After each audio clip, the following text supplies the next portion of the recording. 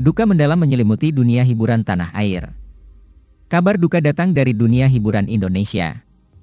Penyanyi sekaligus aktris legendaris, Titiek Puspa, tutup usia pada hari Kamis, 10 April 2025, pukul 16.25 waktu Indonesia Barat. Kepergian sosok besar ini menjadi sorotan publik, mengingat jasa dan kiprahnya yang luar biasa dalam industri musik dan seni peran. Kabar meninggalnya Titiek Puspa dikonfirmasi langsung oleh manajernya, Mia. Iya, sekitar 15 menit yang lalu, ujarnya melalui sambungan telepon, Kamis, 10 April 2025, sebelum wafat, Titiek sempat mengalami pendarahan pada otak bagian kiri saat tengah menjalani syuting program, Lapor Pak, di Trans 7 pada malam 26 Maret 2025. Putri sulungnya, Peti Tunjungsari, menjelaskan bahwa sang ibu sempat menyelesaikan beberapa segmen acara sebelum akhirnya tak sadarkan diri sekitar pukul 20.30 waktu Indonesia Barat. Ia kemudian segera dilarikan ke rumah sakit untuk mendapatkan perawatan intensif. Profil singkat Titiek Puspa, Titiek Puspa, yang bernama asli Sudarwati, lahir di Tanjung, Tabalong, Kalimantan Selatan pada 1 November 1937. Karena kondisi kesehatan yang sering terganggu di masa kecil, namanya beberapa kali berganti, dari Kadarwati, Sumarti, hingga akhirnya menetap pada nama panggung, Titiek Puspa, gabungan dari nama panggilannya dan nama ayahnya, Tugeno Puspoidjojo. Saat masih bayi, keluarganya pindah ke Semarang, kota yang kemudian menjadi tempat tumbuhnya kecintaan Titiek pada dunia musik. Ia sering bernyanyi untuk menghibur dirinya sendiri di tengah masa kecil yang diliputi kesulitan, terutama saat pendudukan Jepang. Bahkan, ia pernah bercerita bahwa keluarganya bertahan hidup dengan memakan kulit pisang bekas tentara Jepang. Meski hidup dalam keterbatasan dan sempat mendapat penolakan dari ayahnya untuk berkarir di dunia seni, semangat Titiek tak pernah padam. Dukungan dari kakak-kakaknya, termasuk izin diam-diam untuk mengikuti lomba menyanyi di Jakarta, menjadi awal dari perjalanan karirnya yang cemerlang. Karir yang panjang dan melegenda, karir profesional Titiek Puspa dimulai saat remaja. Pada tahun 1954, ia meraih juara kedua dalam ajang Bintang Radio RRI Semarang, membuka jalannya untuk bergabung dengan Orkes Simfoni Jakarta di bawah arahan Syaiful Bahri.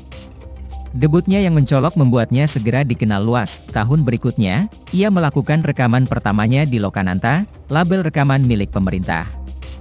Sejak itu, popularitasnya terus menanjak.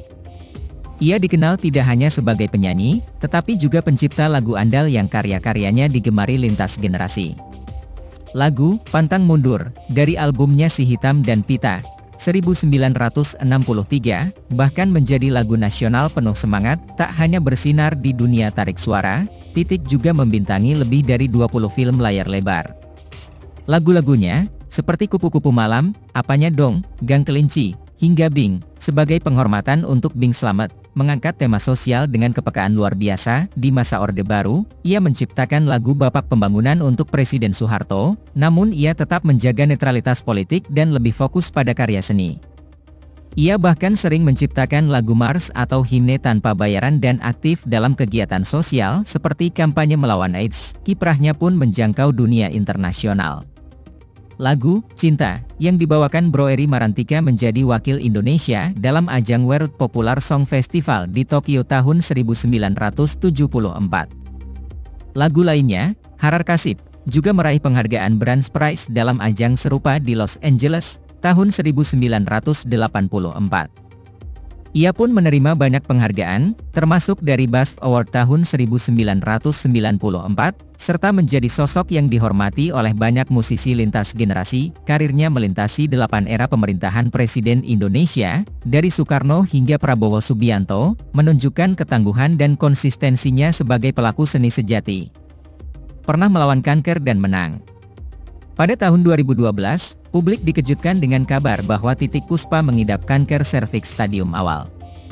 Ia sempat menjalani pengobatan medis di Singapura, namun hasilnya belum memuaskan.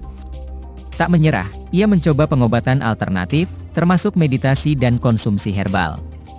Berkat usaha tersebut, ia dinyatakan sembuh dan kembali menjalani hidup dengan penuh semangat. Kesembuhannya menjadi inspirasi banyak orang.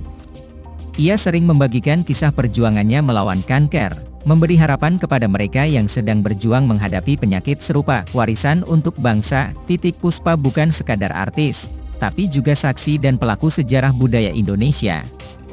Ia meninggal dunia dalam usia 87 tahun, meninggalkan warisan abadi dalam bentuk lagu, film, dan semangat juang yang akan terus dikenang. Selamat jalan, Eyang Puspa. Semoga engkau mendapat tempat terbaik di sisinya. Amin.